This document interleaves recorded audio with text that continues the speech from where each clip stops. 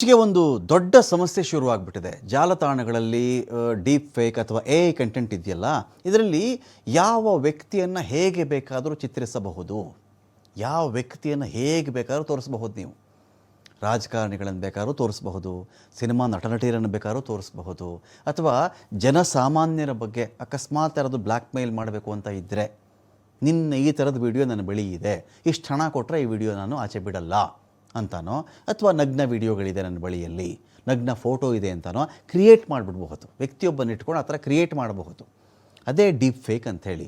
ಅಥವಾ ಇನ್ನು ಕೆಲವ್ರ ಕಡೆ ಏನು ಮಾಡ್ತಾರೆ ಅಂದರೆ, ಯಾರದ್ದೋ ನಗ್ನ ದೇಹಕ್ಕೆ ಇನ್ಯಾರ್ದೋ ಮುಖ ಅಂಟಿಸ್ಬಿಡೋದು, ಈ ಥರದ್ದೆಲ್ಲ ಮಾಡ್ತಾ ಇದ್ದಾರೆ. ಇದು ಸಾಲದು ಅಂಥೇಳಿ AI ಬೇರೆ ಜಾಯ್ನ್ ಆಗಿಬಿಟ್ಟಿದೆ. ಇನ್ನೂ ರಿಯಲಿಸ್ಟಿಕ್ಕಾಗಿ ಬರುವ ರೀತಿಯಲ್ಲಿ AI ಕಂಟೆಂಟ್ ಇದೆ, ನಿಜ ಅಂತ ನಂಬಿಡಬೇಕು ಜನ.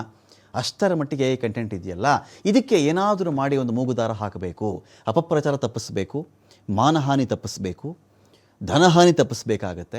ಸಾಮಾಜಿಕ ಸ್ಥಿತಿಗತಿಗಳಲ್ಲಿ ಅವರನ್ನು ಏರುಪೇರು ಮಾಡುವಂಥ, ಅಲ್ಲೋಲ ಕಲ್ಲೋಲ ಮಾಡುವಂತಹ ಬೆಳವಣಿಗೆಗಳಿಗೆ ಒಂದು ರೀತಿ ನಿಯಂತ್ರಣ ಹೇರಬೇಕು. ಎಲ್ಲ ವಿಚಾರಗಳನ್ನು ಮನಗಂಡು ವ್ಯಕ್ತಿ ಸಾಯಲೂಬಹುದು. ಸೂಸೈಡ್ ಮಾಡ್ಕೊಂಡ್ಬಿಡ್ತಾರೆ ಕೆಲವರು.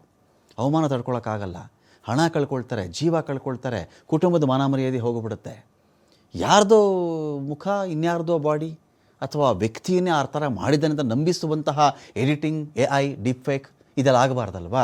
ಸೊ AI ಕಂಟೆಂಟ್ಗಳ ನಿಯಂತ್ರಣಕ್ಕೆ ಕೇಂದ್ರ ಕಠಿಣ ಕಾನೂನು ತರ್ತಾ ಇದೆ. ಇಲ್ಲಿ ಫೆಬ್ರವರಿ 20ನೇ ತಾರೀಕಿಂದಾನೇ ಕೇಂದ್ರದ ಹೊಸ ನಿಯಮ ಜಾರಿಯಾಗ್ತಾ ಇದೆ.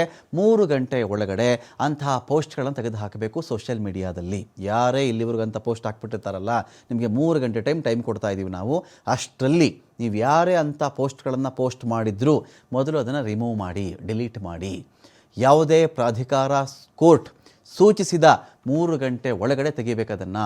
2021ರ IT ಕಾಯ್ದೆಗೆ ತಿದ್ದುಪಡಿ ತಂದಿರೋದು ಕೇಂದ್ರ ಸರ್ಕಾರ. ತಿದ್ದುಪಡಿ ಮಾಡಿರೋದು ಕಾಯ್ದೆ ಫೆಬ್ರವರಿ 20ನೇ ತಾರೀಕಿಂದ ಜಾರಿಗೆ ಬರ್ತಾ ಇದೆ. ಎಲೆಕ್ಟ್ರಾನಿಕ್ಸ್ ಮತ್ತು ಮಾಹಿತಿ ತಂತ್ರಜ್ಞಾನ ಸಚಿವಾಲಯದ ಆದೇಶ ಇದು. ತಿದ್ದುಪಡಿ ಏನೇನು ಅಂತ ನೋಡಿದ್ರೆ, AI ರಚಿತ ವಿಷಯಗಳಿಗೆ ಕಡ್ಡಾಯವಾಗಿ ಲೇಬಲಿಂಗ್ ಆಗಬೇಕು. ಇದೇ ಇದು ಅಂತ ಆ ಲೇಬಲ್ ಅಂಟಿಸ್ಬಿಡ್ಬೇಕಿಲ್ಲಿ. ಯಾವುದೋ ಒಂದು ರಾಜಕಾರಣಿ ಫೋಟೋ ಹಾಕಿಬಿಡ್ತಾರೆ, ಯಾವುದೋ ನಗ್ನ ವಿಡಿಯೋ ಹಾಕಿಬಿಡ್ತಾರೆ, ಯಾವುದೋ ಇಬ್ಬರು ರಾಜಕಾರಣಿ ಥರ ತೋರಿಸ್ತಾರೆ, ನಟ ನಟಿಯರು ತೋರಿಸ್ತಾರೆ, ಅಥವಾ ಇನ್ಯಾರೋ ಒಬ್ಬ ಕಾಮನ್ ಮ್ಯಾನ್ ತೋರಿಸ್ತಾರಲ್ಲ, ಆ ಥರ ತೋರಿಸೋ ತಕ್ಷಣ ಅದು AI ಜನ್ರೇಟೆಡ್ ಇದ್ದರೆ, AI ಅವ್ರು ಕ್ರಿಯೇಟ್ ಮಾಡಿದರೆ ಇದು AI ರಚನೆಯ ಚಿತ್ರ ಅಂತ ಬರೆದುಬಿಡ್ಬೇಕು. ಅದ್ರ ಮೇಲೆ ಸ್ಟಿಕ್ಕರ್ ಅಂಟಿಸ್ಬೇಕಾದ್ರ ಮೇಲೆ ಕೃತಕವಾಗಿ ರಚಿಸಲಾದ ವಿಷಯಕ್ಕೂ ಲೇಬಲ್ ಮಾಡಬೇಕಾಗತ್ತೆ. ಕೃತಕವಾಗಿ ನಾನೇನೋ ಕ್ರಿಯೇಟಿವ್ ಆಗಿ ಮಾಡಿದ್ದೀನಿ ಅಂತ ಹೇಳಿಬಿಟ್ರು, ಅಲ್ಲಿ ಕೃತಕ ಅಂತ ಬರೆದು ಬಿಡಬೇಕು. AI ಮೂಲಕ ರಚಿಸಲಾದಂಥ ಕಾನೂನು ಬಾಹಿರ, ಮೋಸ, ಲೈಂಗಿಕ ಶೋಷಣೆ, ಒಪ್ಪಿಗೆ ಇಲ್ಲದ ಅಥವಾ ಸುಳ್ಳು ದಾಖಲೆಗಳು, ಮಕ್ಕಳ ಮೇಲಿನ ದೌರ್ಜನ್ಯ, ಸ್ಫೋಟಕ ಮುಂತಾದ ವಿಷಯ ತಡೆಯೋದಕ್ಕೆ ಲೇಬಲ್ ಕಡ್ಡಾಯ ಇರುತ್ತೆ.